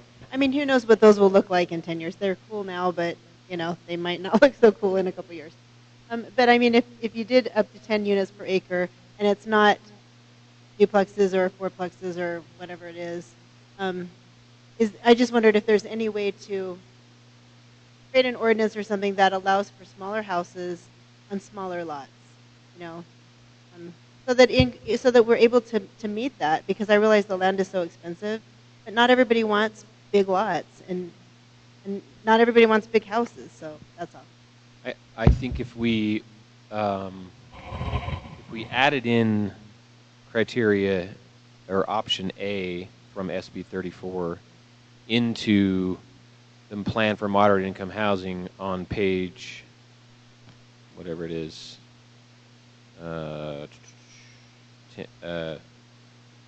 10, or in our packet 34, you just add that in as maybe item 9. Then what that says to us is we have this sort of policy discussion later on when we're looking at adding new zones or revamping current zones, maybe the RM or something else, maybe other R18 or something, and when we say, okay, do we want to add in some sort of a square footage limitation? There's pros and cons to that. Let's talk about that. But if we add it in now as a general principle, that we can revisit those zoning ordinances to provide for moderate income, and maybe that includes square footage, then I think that accomplishes what you're saying. Yeah. How do y'all feel about that? Well, maybe something to add in there, and we can consider it and vote on it next week. Okay. Any other comment? And so are we saying to keep the numbers as is in terms of suggested densities? Well, I mean, we said this last time, and that is, let's say we kept them as they were proposed. In effect, it's only going to be on the books for, let's just say, a year or 6 months. That's true. You're right. It's kind of like an interim plan. But on the other hand, they might, when we go through the general plan amendment, we might say, hey, look, it's on the books. We might as well keep it as is. So that's a concern too. Well, that's your job to make sure that doesn't happen. Okay. All right. If there are no other comments, be prepared to come and make a recommendation on this at our next meeting. So take a look at it. We had one solid comment here tonight to add in, and then let's be prepared to vote on it at the next meeting. Lyle? And I'll simply add too, if you think of something outside the meeting that you want to let us know about, we could be prepared to discuss it the next time and prepare material for you if we weren't able to address it this evening. So don't hesitate to reach out to our office if an idea comes to mind based on the time frame we have to work with that may be essential to work outside of the meeting a little bit. But we'll have that for your review in the public purview at the next meeting. Okay. All right. Last call for any comments. All right, let's move on to our next agenda item, which is a call to the public. Anyone out there who would like to address the commission?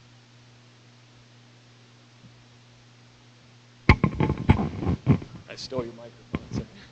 I'll stole the mic. Hi, my name is Elizabeth Heath, and Lila invited me to be here tonight to address you. I have been asked to be the chair of the city's Historic Preservation Committee, and I just wanted to come and introduce myself and also introduce the other members of the committee. Sorry, I'm pulling up my notes. We're sorry we made you all wait so long. It happens. So the first page of this month's city newsletter has an introduction to our committee. Our members include Brittany Bremer, Rob Dancy, Mark Johnson, Judy Rigby, and then myself. And we are excited to be here. I'm a historian. I do this all day, every day. So I'm excited to be able to share a little bit of that with my community. I grew up in Kaysville, and I made my way back here somehow. I just also wanted to inform you all that not by the efforts of our committee, but by other citizens, I don't know what we're calling it, old library / city hall building on Main Street received national recognition. It's now listed on the Park Service's National Register of Historic Places. So that's quite a grassroots movement that bore fruit. The city should be getting a letter about that soon. I don't know if you've already received it. I also just wanted to let you know that we're kind of coming into a conversation, mid-conversation. We were asked by Michael Hall, who's here tonight, to look into the schoolhouse that is at 1986 West, 200 North. We've been doing some research, putting together some information, which we hope to get to you soon, and that will come through Lyle. But I just wanted to let you know a couple of cool things that we've discovered.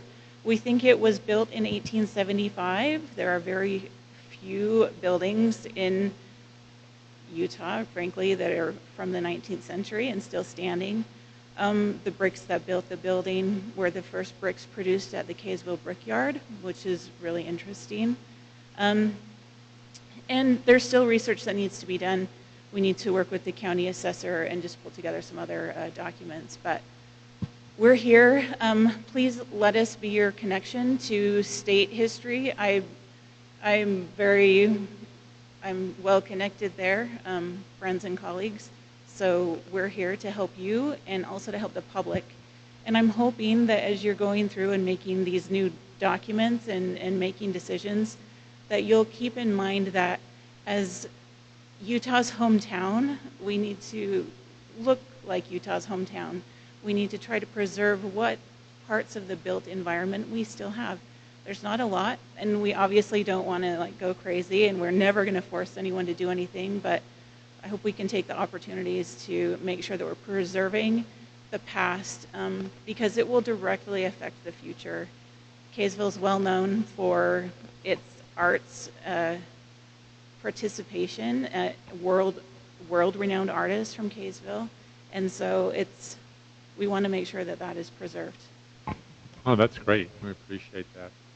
On the old school building, I think Well, we recently had a development that included that property, didn't we? And then that wound up. Oh, and then The talking stick. We're still, it's been before the Planning Commission. It's the cottages at Harvey Estates where that's located. It's been under review. It's yet to come back for final approval. Okay. So we've been looking at like a couple of things, items with the developer, including, I don't know if they've had much contact, trying to get them in contact with this committee on ideas and ways to handle buildings. So I suspect by the time we're ready to come back before the commission, that will be one of the items we'll have more detail on. Right. You know, it's interesting. I just, Farmington City has an ordinance that actually gives incentives to applicants, developers to preserve old buildings. And that would be, I assume, we don't have anything like that on the books, do we? And so that might be something worth looking into. I don't know how many old buildings we have around town that might be worth it. Not a lot. That's part of what we need to work through. But there are incentives, national and state, definitely not city, but there are incentives out there, and that's more information that we're putting together in a toolkit that we'll share with you so that we can share with others who want to be involved and participate in those kinds of projects. So please just let us know, let me know. My information's on the city website. Happy to help. Happy to invite you to any of our meetings if you're interested in participating.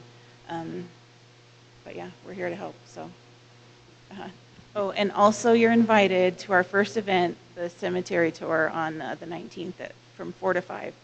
One of our major historical assets. So we're excited about that. Right.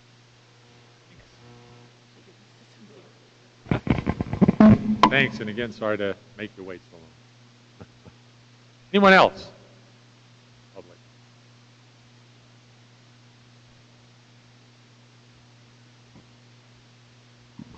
Michael Halls, 1749 West, 75 South. Again, you are getting bored of me. I'll be quick. I could talk about the Pioneer Schoolhouse, the very cute one on 200 North. I will not. I could talk about how grateful we are for the city engineer and his help in resolving some of the neighborhood concerns, but we won't do that. Obviously, we are. And I could talk about Elizabeth and how amazing she is and the whole historical committee in terms of that, but I won't do that either. So one thing I would like to talk about is actually our RD zoning district over here. We've got basically on this side our historical district, and on this way we've got a residential diverse, right? And that is kind of historic Kaysville, nice big, laid out by the pioneers, 8-acre blocks kind of stuff. One of the things that's kind of interesting about these is as you walk through, they've got a lot of early 20th century homes, 1930s, 1940s, very architecturally unique. As you drive out of here, you can kind of look off to the left and right. It's kind of the character of old Kaysville in a lot of ways. And when you look at it from the front, you'd assume that a lot of these blocks are very dense, right? But if you go and you look, the lots are narrow, but because of historical reasons, they go back quite a long ways. And the density in a lot of these blocks is about 0.42 houses, lot sizes, which is kind of interesting. So one of the things that's kind of interesting is from a density standpoint, eventually as the price of the lots and the houses, the land will become much more valuable than the houses, and there's going to be a push for densification, which is already happening over there because this is access to transportation and schools and everything else. Did a little research in terms of what happens to these, and what ends up happening is a developer will come in, they'll buy one lot, right? They'll wait for somebody to come in and buy the lot next to it. They've got now 60 feet of frontage, and what they do is they destroy the two homes on the front, and then they kind of take some homes and you squish them in sideways, right? In New Zealand, they call these sausage flats, right? And for the most part, they're universally hated in New Zealand. Anything that eventually the zoning commission does that is universally hated gets its own name, McMansions, garage mahals, right? And then also the sausage flats kind of stuff. Anyway, it's kind of an interesting thing because it's suboptimal, right? When you actually put them in and you can see them going in as development has gone through, you have a big road on one side and then you've got these homes on the other side, but it doesn't really get you the density that you would want and at the same time, you end up losing all the common spaces because you have all these roads that are not necessarily facing it. So, I mean, I kind of thought, for the most part, interesting opportunity. I mean, there's a lot of documentation and literature out there on how to resolve this problem. One of the things they talk about is like master plan blocks. The homeowners, for the most part, are not necessarily excited because if they sell their property and it is turned into this, they don't get the value of it, right? The developer grabs the value of it. Developers aren't excited about it because they get these really weird lots that they got to work with, right? And the city isn't really excited about it because you've got a lot of roads that you got to maintain, and you don't really get the kind of density that you're hoping, and then the community loses because all the nice little architecturally unique homes disappear. You know, so I'm wondering if there is a way, and, you know, as you're going through this kind of process of the general plan, of being able to kind of preserve a little bit of the historical character with these nice older homes in terms of fronting the street, but also creating some options that may allow for higher densities, but still not necessarily turn it into sausage flats. One option, for example, is terrace streets, removing the restrictions on setbacks, putting a one-way road all the way through the block, and then putting very dense townhomes all along both sides, and then the common areas in the back obviously become, you know, the kind of property and space that you would have. Then the moderate houses on the front, now stripped of a larger lot, become much more affordable because the lot size is now similar to the size of the home. So anyway, now you know about it. I guess you guys are responsible for it. So hopefully you will make some kind of a decision in the future that will turn those into the lovely things that they can be. So thank you. Thank you. That is intriguing. That's an interesting thought. I really even hadn't thought about it at all. That's great. All right. Anyone else? Okay, then we'll go on to our last item on business. And let me just start off, Lyle, before you get going on this, to just say I apologize to the commissioners for losing my cool a little bit. Just felt like that at some point we have to cut off public discussion and, you know, don't engage in this continual dialogue back and forth. Otherwise, you kind of lose control of the meeting. And, no, I don't know. I smacked this forcefully enough that I broke something off. So I kind of apologize for that, but I don't know. It struck me that, you know, that he was not going to stop. So he needed to do something. I apologize for doing that. It's one of the, thank you. Thank you. All right, Lyle. Very briefly, we'll be meeting again on the 24th. Watch closely. I think based on tonight's experience, we've attempted to address the audio issue with some changes. I don't know that we quite made it. So it may be at a different location. We originally thought about the fire station. It may be that it's back to that. It's a little bit tighter space. I'll look at some other options as well, but I think in either case, it may be better that we hear each other, even if we're cozy. But perhaps we'll find something that accommodates both better. But you know, it does help a lot to keep that mic away from you. And all of, you know, anybody speaking, to keep that mic a little bit away, and you can hear more directly rather than getting those pops in the mic. But I don't know what that probably makes it harder for people further away to hear. I don't know. This is just tough all around, I think. It's a tough place for acoustics. So watch your packet, look at the location specifically. We'll try and highlight it. And, I suspect we'll probably look at some other options. We've got 6 or 8 more months, and that's a long time to try and deal with this. So beyond that, there's been a little bit of outreach, and I can shoot a reminder if you're interested in training opportunities. At the end of the month, Utah Land Use Institute has a good one coming up in Sandy on the 29th and 30th. So if you're interested in that, again, I'll send out the details if you are available to do so. Otherwise, I think that's probably about the extent of what I have for you this evening, unless you have items that we haven't discussed already that you'd like us to be working on. We'll catch you in a couple weeks. Anybody else? Anything? I don't want to leave. I don't want to stay around any longer. But I think we have to talk about the minutes that we didn't approve. Oh, sorry. Yes, thank you. Thanks. Is that what you're going to remind also? Yeah. Okay. So I'm assuming is the yellow highlighted part the part that is being recommended to be changed, or it's the whole thing? The yellow highlight is the part that staff agrees with we ought to correct. The rest of it, we would leave to the commission if you feel that that's detail that's necessary to add into the minutes. Okay. All right. Well, I mean, have you all looked this over? What are your? I was not at this meeting, so. I mean, the way I read it, it's just, correct me if I'm wrong, Lyle, it's just them adding their more detailed piece. And all it is just providing what their opinion was. It's not, the way I read it, it wasn't changing anything that maybe was decided or discussed from our side. It's just what they said. That's my look, because I've looked at the minutes that we've proposed and those comments. I think our minutes are reflective of those sentiments, probably in less detail than they put in there. So if you felt that it was appropriate on the written minute side to add additional detail, otherwise contextually, I believe we've already pretty well summarized the sentiment of the meeting. According to state code, the minutes are supposed to be just basically a summarization of what occurred in the meeting. We're still required to, correct me if I'm wrong, but I believe we're required to keep a recording of the meeting. And that stays on file for, I don't know how long, a long time.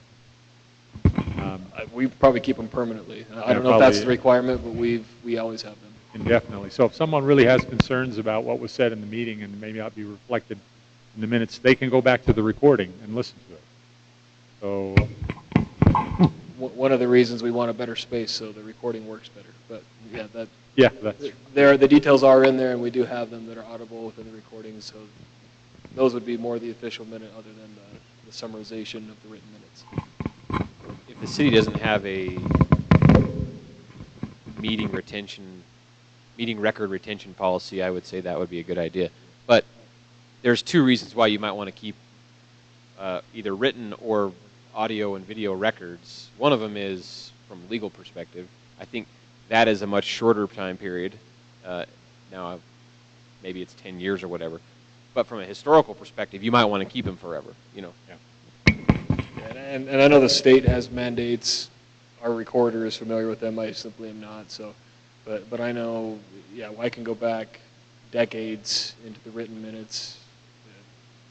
We've got old leather-bound books from old city council meetings, and so the Kaysville cities, and whether that was the requirement or not, we keep the minutes on record, and I believe we do it on a permanent basis. All right. Well, given that, and then this input, is there anyone on the commission that feels like that any changes need to be made to the minutes based on comments? All right, then I think we'll entertain if there is a motion to approve the minutes. Number 26. Is made. Is there a second? Second. All in favor say aye. Aye. Anyone opposed? All right. Approved. Pat, I think we're done. We're adjourned. We are adjourned.